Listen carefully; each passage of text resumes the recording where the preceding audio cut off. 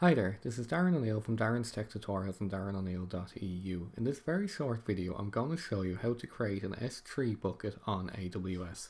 So to get started, you'll just need to log into your AWS account. And once you're logged in, you just need to come up here and click on Services, and then come down to Storage and click on S3. So when we're in the S3 console, you should see something that looks like this. So I'm just going to click Create Bucket here. And I'm just going to give it a unique name. Now it's important it has to be unique globally.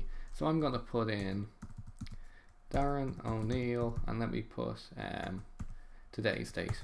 Okay. And I'm going to leave it in EU Ireland.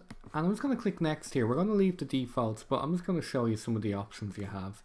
So I'm going to click next. You can tag it. You can enable versioning, which is like similar to Dropbox. You'll see previous versions, that kind of thing. You can enable encryption, but we're just going to leave all these blank, but do have a look at the learn more option here, and if there's anything you wish to use, do use it.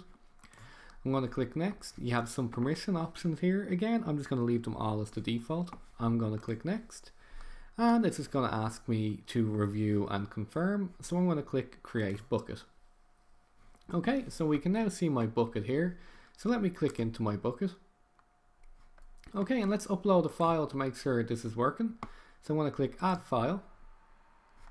And let me just, I think I have an error message here we can use. Yeah, error. I'll just put this in.